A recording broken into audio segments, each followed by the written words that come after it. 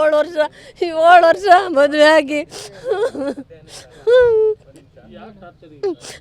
ಅವನು ಯಾರೋ ಮೋಹನ್ ಅಂತೆ ಏನೇನೋ ಮೆಸೇಜ್ ಮಾಡಿದ್ನಂತೆ. ನನ್ನ ಹತ್ರನೆಲ್ಲ ಹೇಳ್ಕೊಡ್ಲು, ಸುಮ್ಮನೆ ಸ್ವತ್ತಿದ್ದಿ ಎಲ್ಲ ಆಗಲಿ, ಆಮೇಲೆ ಎಲ್ಲ ಮಾತಾಡೋಣ, ಎಲ್ಲ ಮಾತಾಡಿ ಬಗೆಹರಿಸ್ಕೊಳ್ಳೋಣ ಅಂದ್ಕೊಂಡ್ವಿ. ಬೆಳಗ್ಗೆ ನನ್ನ ಮೊಬೈಲ್ಗೆ ಏನೋ ಮೆಸೇಜು ಕಳಿಸಿ ಹಿಂಗೆ ಮಾಡ್ಕೊಂಡಿದ್ದಾಳೆ. ನಾನು ಒಂದು ಮಾತು ಮೆಸೇಜ್ ಕಳಿಸೋ ಬದಲು ಅವ ಹಿಂಗೆ ಅಂದಿದ್ರಿ. ನಾನು ಅವ್ರ ಅತ್ತೆ, ಅವಳು, 2 ಮಕ್ಕಳು.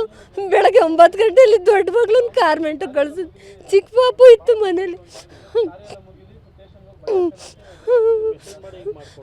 ಮೆಸೇಜು ನನ್ನ ಮೊಬೈಲ್ ಮಾಡಿದ್ದಾಳೆ. ನಾನು ಮುಂದೆ ಚಾಪೆ ತೊಳಿತಾ ಇದ್ದೆ, ಅವರಮ್ಮ ಅಡುಗೆ ಮನೇಲಿ ಇದ್ರು. ಅವರತ್ತೆ ಅವಳು ಮೇಲೆ ಹೋದಾಳೆ, ಹಿಂಗೆ ಮಾಡ್ಕೊಂಡಿದ್ದಾಳೆ. ಏನು ಮೆಸೇಜ್ ಬಂತವಳು ಮೊಬೈಲ್ಗೆ ಅಂತ ನನಗೆ ಗೊತ್ತಿಲ್ಲ. ನನಗೆ ಮಾತ್ರ ಅಮ್ಮ ಮೋಹನ್ ನಾನು ಹಿಂಗೆ ಮಾಡ್ತಿದ್ದಾನೆ, ಅವನು ಸುಮ್ಮನೆ ಬಿಡಬೇಡ್ರಿ ಅಂದ್ಬಿಟ್ಟು ಹಿಂಗೆ ಮಾಡ್ಕೊಂಡಿದ್ದಾಳೆ. ಮೆಸೇಜ್ ಕಳಿಸಿ ನನ್ನ ಮೊಬೈಲಿಗೆ. ಅವನದೇ ಟಾರ್ಚರು.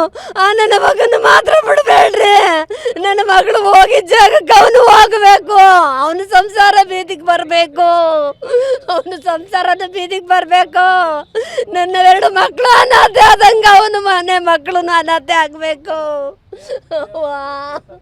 ನನ್ನ 3 ವರ್ಷ 4 ವರ್ಷದ ಮಕ್ಕಳು ಅನಾಥೆ ಆದಂಗೆ ಅವನು ಸಂಸಾರ ಬೀದಿಗೆ ಬಂದು ಬಿಡಬೇಕು. ನನ್ನ ಮಕ್ಕಳನ್ನ ಬಿಟ್ಟು ಹೋದ್ಲು ನನ್ನ ಮಗಳು, ಹಂಗೆ ನನ್ನ ಮಗನು ಹೋಗಬೇಕು, ಜೀವಂತ ಇರಬೇಡ್ದ ನನ್ನ ಮಗ. ಗೊತ್ತಿಲ್ಲ ನನಗೆ, ಗೊತ್ತಿಲ್ಲ. ಅವನಿದೆ ಊರವನಂತೆ, ನನ್ನ ಮಗಳಿಗೆ ಪರಿಚಯನೇ ಇಲ್ಲ.